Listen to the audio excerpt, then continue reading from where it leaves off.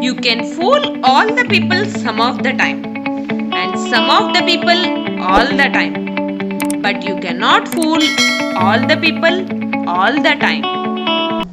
बिलासपुर के राजा ने उनके पूरा समय शानदार जीवन जीने में ही बिताता था। उन्होंने उनके जीवन में कभी मेहनत करना या राज्य का विस्तार करना दूर की बात, राजमहल से बाहर निकलना, धूप में घूमना पसंद नहीं करता था। उनको हमेशा राजमहल के विलासनीय जीवन के आदत पड़ गया। इसके कारण उनको अधेड़ आयु में ही वार्धक्य का चिन्ह दिखने लगा। उनके बाल झड़ना और सफेद होने लगा और त्वचा भी झुर्रीदार होने लगा। इस वार्धक्य चिन्ह से राजा चिंतित होने लगा। उन्होंने उनके राज्य के वैद्यों को बुलाया और बताया कि जो वैद्य राजा के जवानी को पुनर्स्थापित करेगा, उनको जो चाहिए वो जितना चाहिए उतना राजा देने के लिए तैयार है। ये सुन के एक वैद्य सामने आया और कहा कि अविनाशी यौवन रहने के लिए उनके पास एक गुप्त इलाज है। उससे राजा 6 महीने में यौवन बनेगा, पर ये 6 महीने राजा किसी से नहीं मिल सकता है और उनको भूमिगत के एक कमरे में रहना पड़ेगा। राजा इस इलाज के लिए तैयार हो गया। अपने विश्वसनीय मंत्रियों को राज्यभार दिया और 6 महीने के लिए भूमिगत कमरे में रहने के लिए वैद्य के साथ निकल गए। वैद्य वो कमरा को हमेशा अंधेरा रखता था और वैद्य के अलावा वो कमरे में किसी को भी जाना मना था। वैद्य ने राजा को बहुत तरीके की दवाइयां देना शुरू किया, पर ये सब दवाइयां उनको और वृद्ध बनाने के लिए ही दिए गए थे। कुछ ही दिन में राजा बीमार हो गया और दयनीय स्थिति में उनके मृत्यु भी हो गई। वैद्य ने ये बात किसी को भी नहीं बताया। चुपचाप उन्होंने राजा के लाश वो ही अंधेरे कमरे में दफन कर दिया, ताकि राजा के मृत्यु के बारे में कोई ना जाने।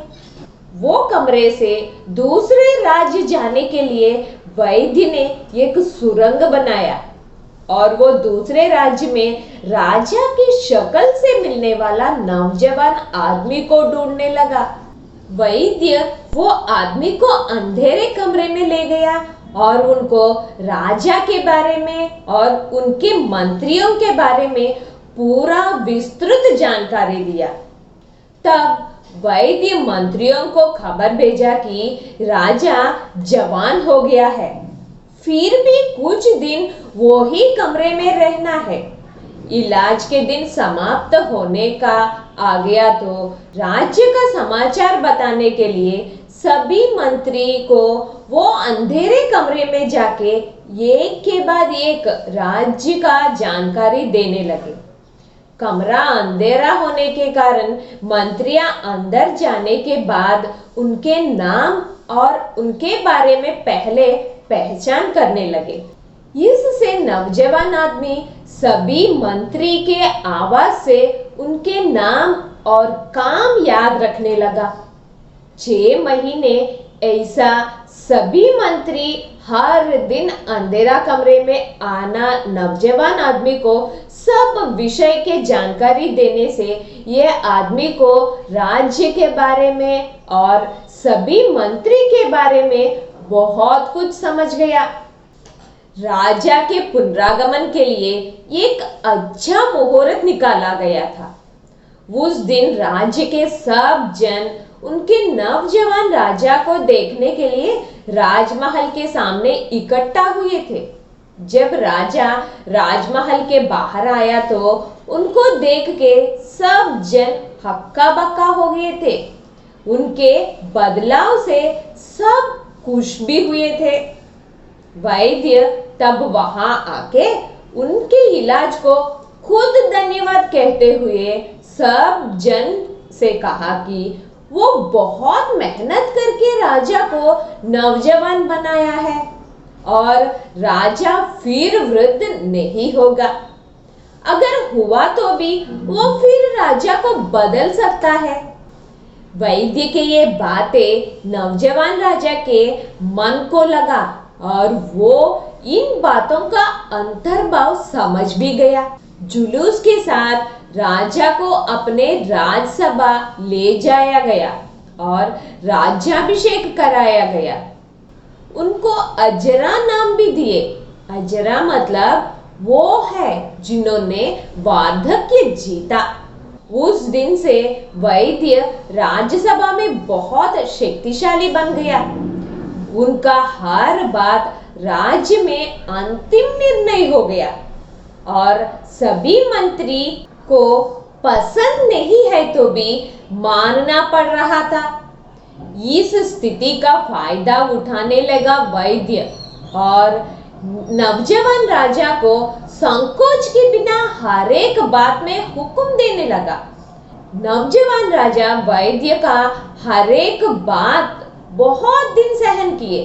आखिर में एक दिन एकांत में नवजवान राजा वैद्य को कहा कि उनका व्यवहार अच्छा नहीं है।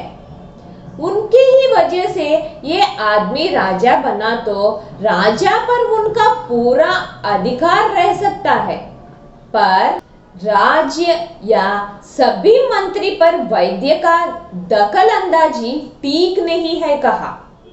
ये बातें सुन के वैद्य जब वो राजा को आदर नहीं करता है तो उनके मंत्रियों को या उनकी बातों को कैसे आदर करेगा कहा। वैद्य ने गुस्से में ये भी कहा कि उनके ही वजह से नौजवान आदमी नौजवान राजा बने और ये बात नौजवान राजा नहीं भूलना चाहिए। तब नौजवान राजा को लगा कि कभी भी एक मूर्ख की मदद नहीं लेना चाहिए।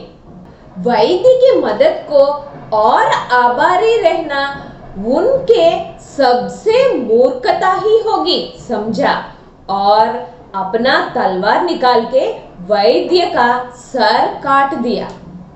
बाद में अजरा बिलासपुर को सफलतापूर्वक बहुत साल राज्य किए।